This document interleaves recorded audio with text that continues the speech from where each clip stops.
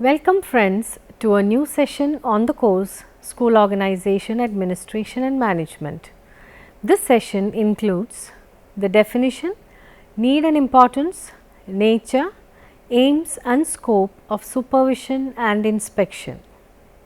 It also discusses new trends in supervision and inspection and methods of inspection.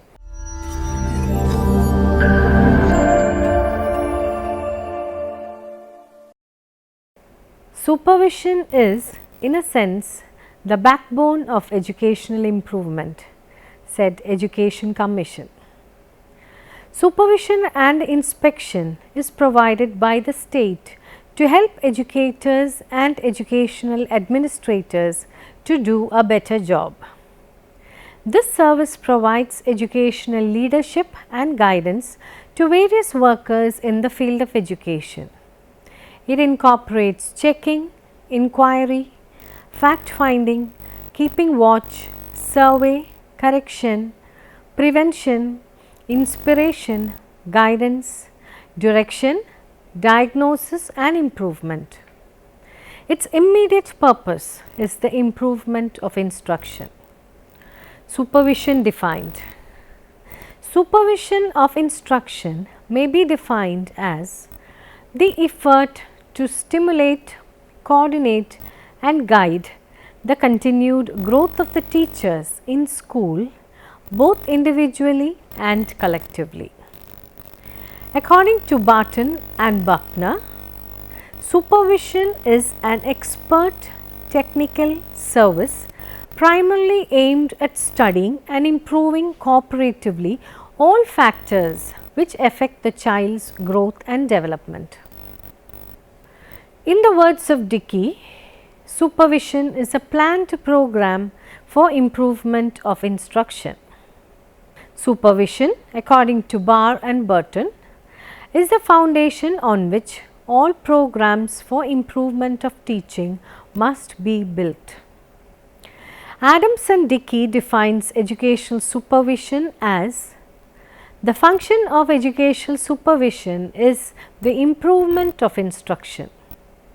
Thus, the term supervision has been defined by different educationists in different ways, but all agree that the improvement of instruction is a cooperative process in which all the teachers participate and the supervisor is an educational leader who acts as stimulator, guide and consultant to the teachers in the effort to improve instruction. Let us see the need and importance. There is rapid expansion in education. It has become very essential to keep up its standards and safeguard its quality. In our need to universalize education, quality is getting ignored for the sake of quantity. Only a supervisory service can cater to the need of standards and quality. By close watch and systematic check, it can ensure that the work of instruction is properly perceived, carefully planned, rightly carried out, competently directed, correctly evaluated and intelligently reviewed.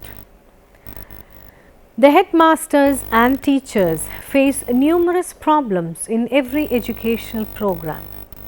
They cannot tackle some of these problems without expert guidance and continuous enlightenment. Their knowledge of methodology, administration, discipline, adjustment, mental health, etc.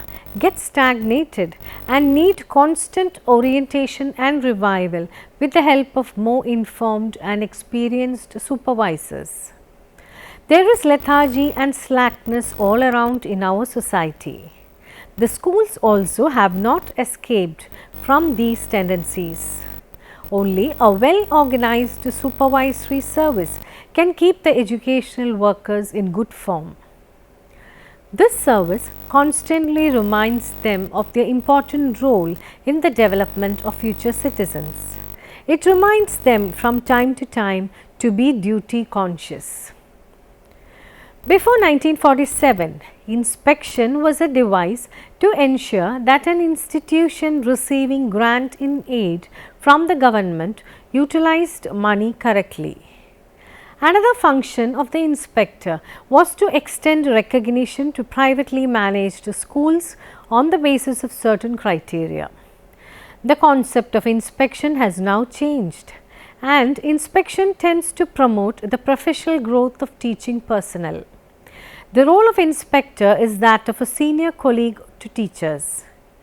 The redesignation of inspector as educational officer in many states marks this shift in the emphasis of duties.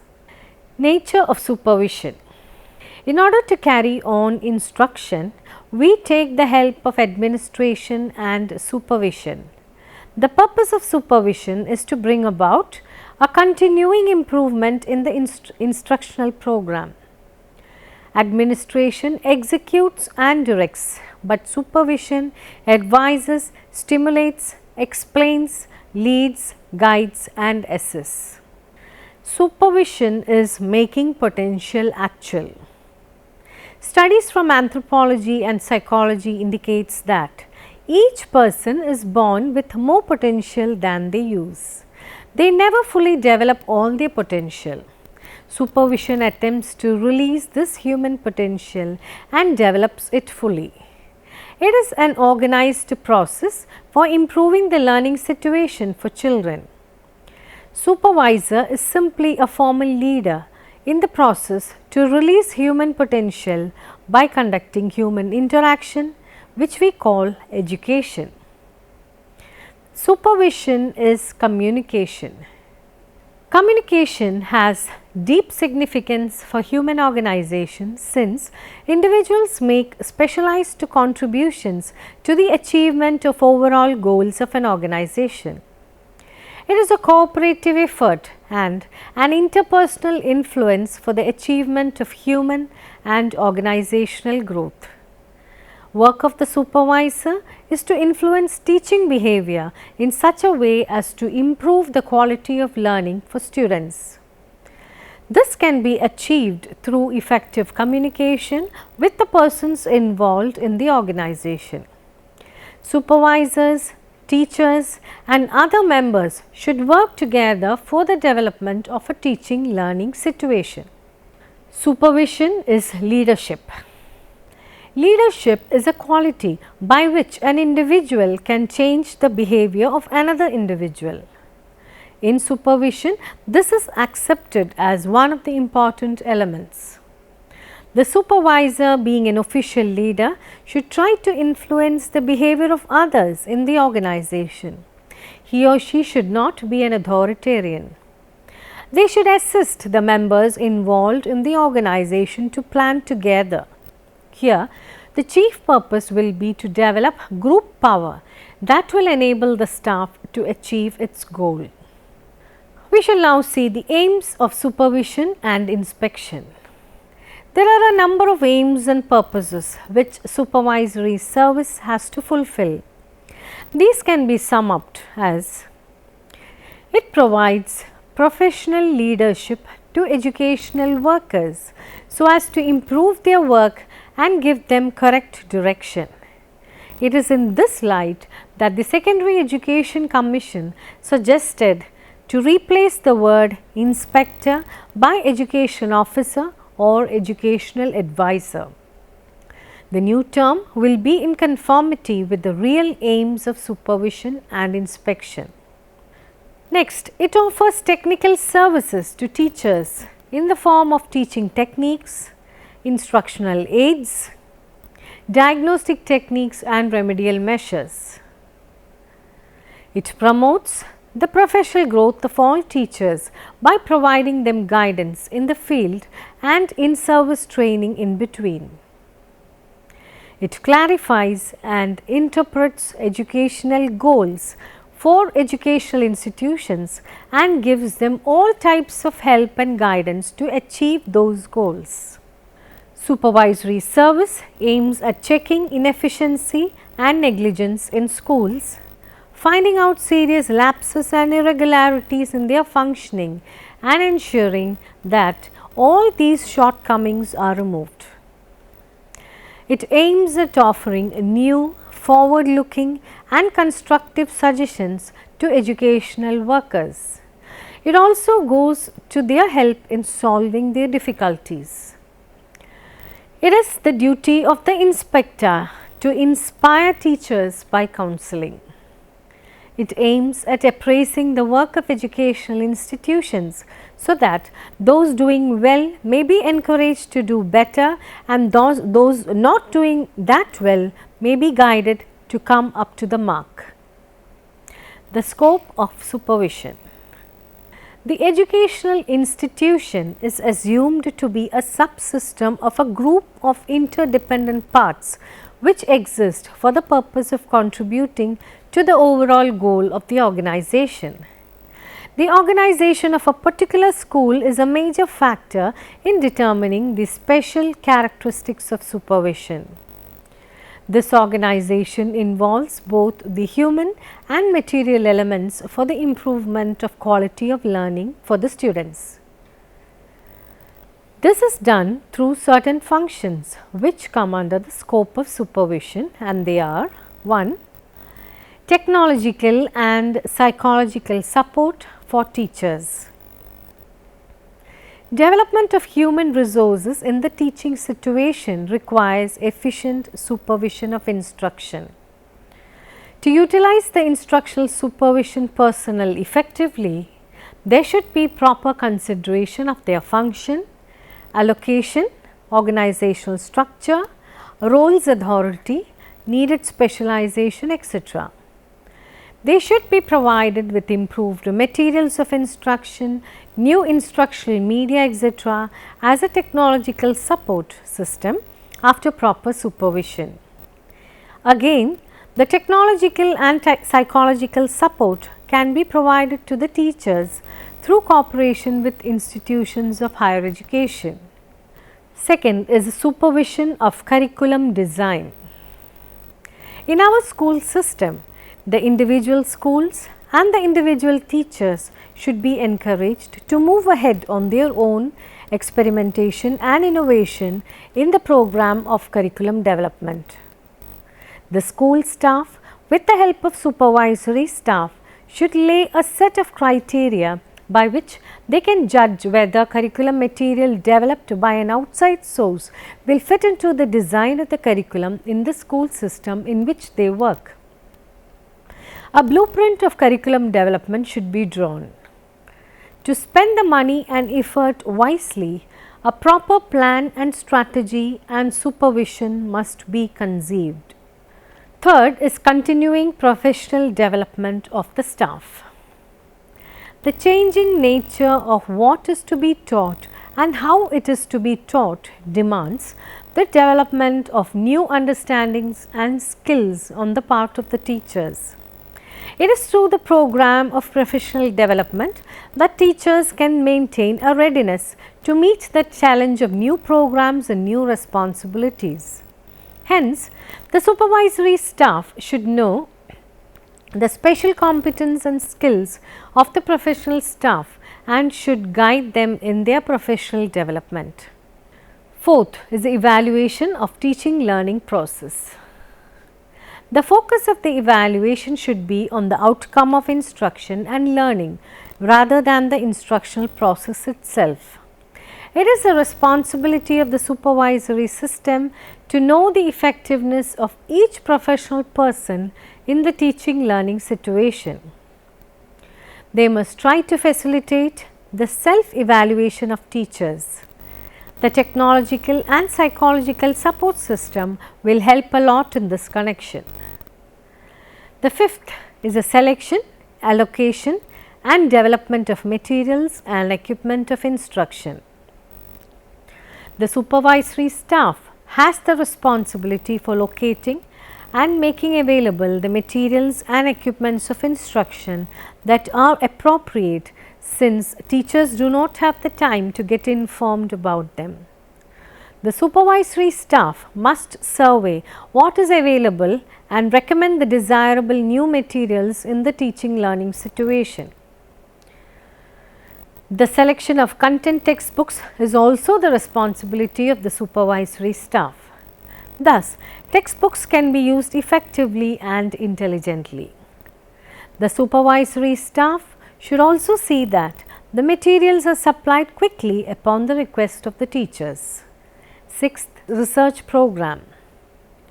A neglected function of supervision in our system is the conducting of research into instructional procedure and curriculum design. In this age of science and technology, when many new ideas are coming, research at every stage of education is essential. A well-developed supervisory staff can encourage effective research practices in the school system. Seventh is the dissemination of knowledge. To improve dissemination of ideas, teachers, visitation, headmaster groups, workshops and curriculum planning activities etc. should be encouraged. Eighth, supervision of co-curricular activities. Modern schools should not only be a place of instruction, but also a place of joyous participation for the entire school community. The playgrounds and libraries, laboratories and debating halls should throb with life. The school should be a place of different co-curricular activities throughout the year.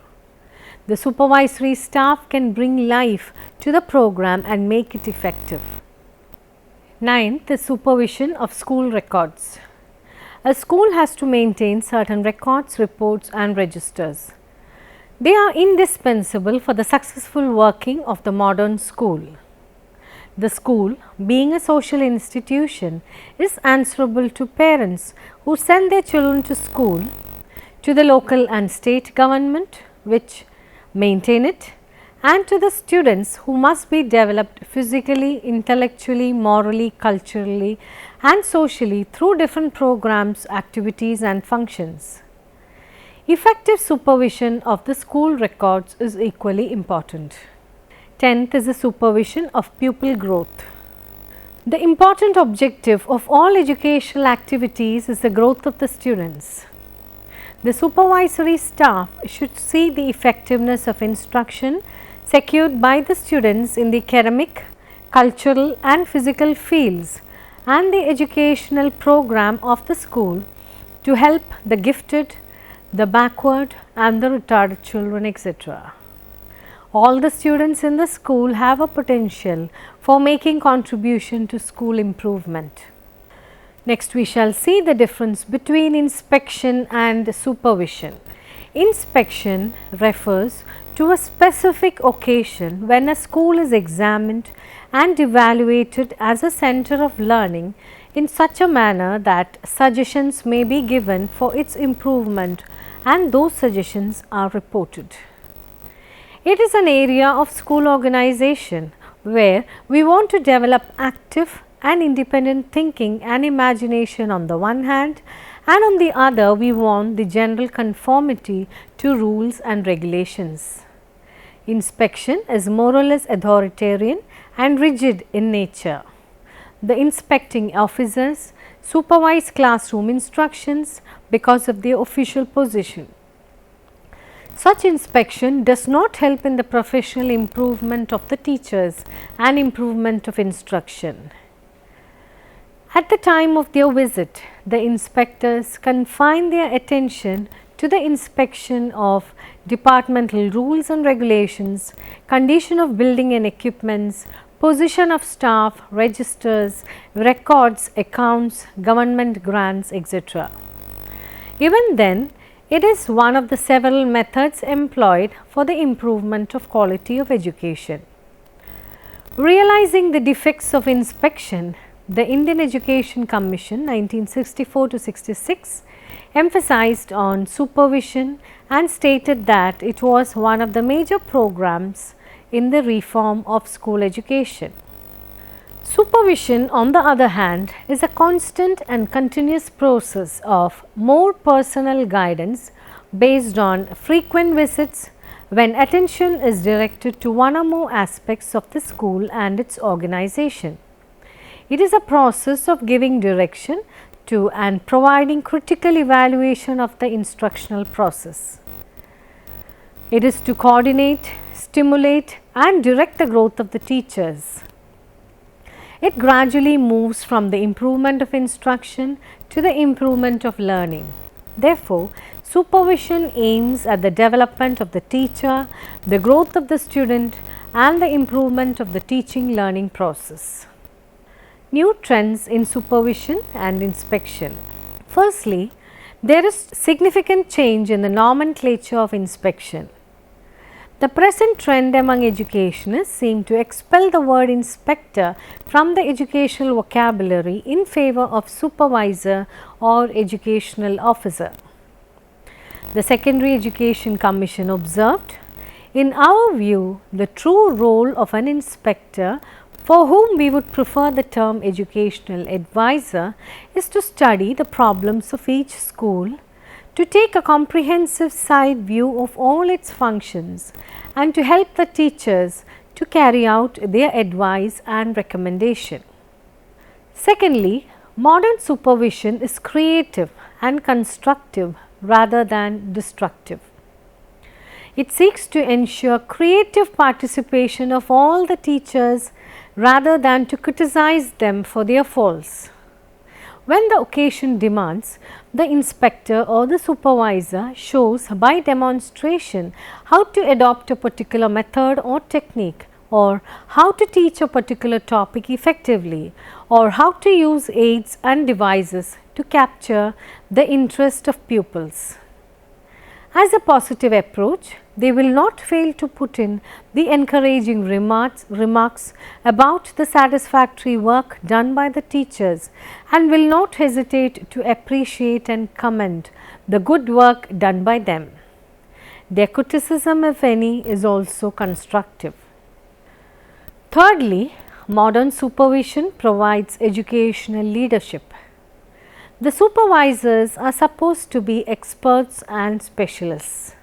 They have to guide and advise the teachers to do better and improve professionally.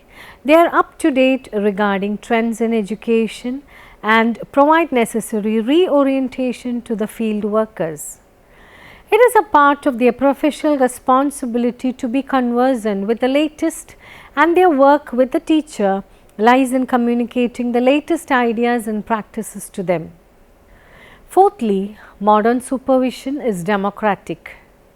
There is complete absence of authoritarian attitude and approach in the modern supervision. It provides educational leadership of a democratic type. The supervisor does not impose their point of view authoritatively, but recommends better alternatives after convincing and persuading the teachers. The teacher's point of view is also given due consideration. The supervisor uses in their work the devices of observation, discussion, recognition of good work, demonstration, persuasion and suggestion. Fifthly, modern supervision is carried out in a scientific way. It is now taken as a technical, methodical and scientific job. Subjectivity is being replaced by objectivity. Good supervision leads to positive results in the form of educational standards, better teaching, pupils' progress and development. Sixthly, modern supervision is coordinating and integrating in nature. The supervisory service is a coordinating agency which collects all good traditions, practices, programs, ways and means, experiences, experiments, projects available from various institutions and disperses them onwards to other institutions.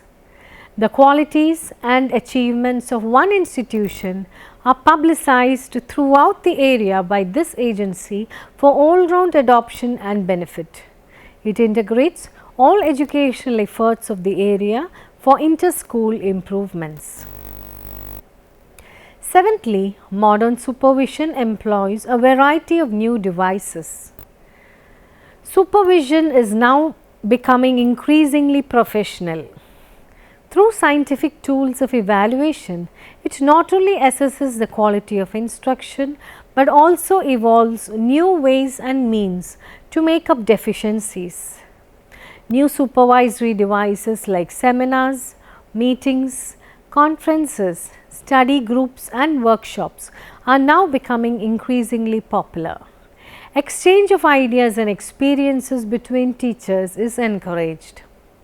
Teaching techniques are further improved through researches, experiments and projects undertaken by enthusiastic teachers, headmasters and educationists. We shall now see some of the methods of inspection. There are no set procedures for inspection, but the prevalent procedures are: 1. School visits. The supervisor is supposed to visit every school in their area at least once in a year. There may be certain problems in some schools, backward or developing schools, which may require more than one visit. The visit is undertaken after giving due notice to the school. In addition to this, sometimes surprise visits will also be needed. During the visit, the supervisor observes the work in the classrooms and the activities of students outside the class. In case they find it necessary for a change in situation, they should give the demonstration of the new procedure they propose as the alternative. Second is teachers' meetings. Immediately after the inspection is over and on other suitable occasions, meetings of teachers and headmasters are held. In them, general defects and shortcomings are discussed and procedures for improvement throughout. The difficulties expressed by the teachers are also discussed and suggestions given for their removal. Due appreciation of good work is also expressed in such meetings to provide further incentive for improvement. Third is issuing orders and circulars. Regular guidance is provided to teachers through circulars containing academic suggestions for physical welfare of students and guidelines for their overall development. Administrative orders are also issued for various activities like tournaments, competitions and contests, and for sending information on educational matters like syllabus, textbooks, examination system, departmental instructions, educational seminars and conferences to be held. The circulars and orders also initiate a number of school improvement programs like school projects, cleanliness campaigns, science fairs, student camps and service towards community. Fourth is the evaluative criteria.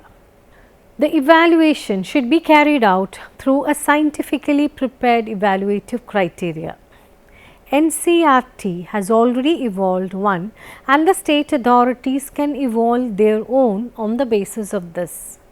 A detailed proforma including questions covering all aspects of the school should be prepared and used. The supervisor will collect data on all aspects through visits, observation, records and reporting by the headmaster.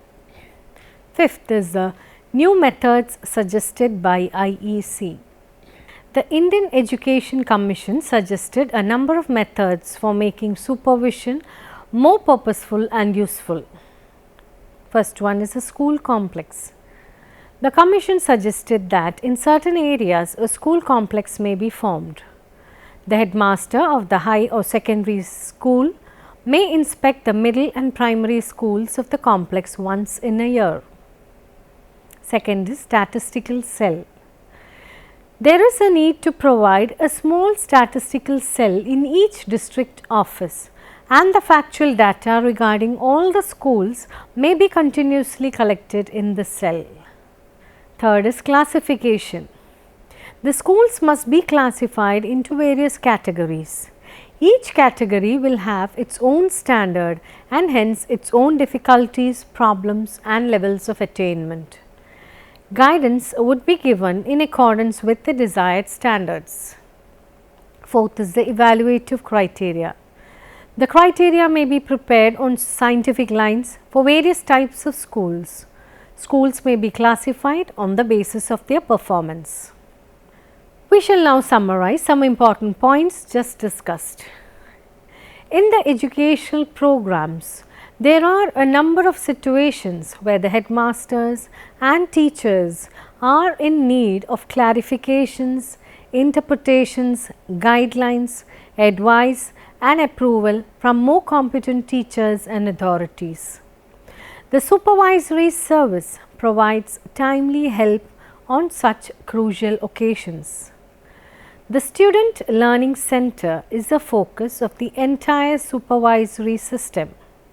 The support system like technological and psychological support system for teachers, supervision of curriculum, professional development of the staff, evaluation of the teaching learning process, selection, allocation and development of materials and equipments of instruction, research program, dissemination of knowledge, supervision of co-curricular activities and school records come under the scope of supervision.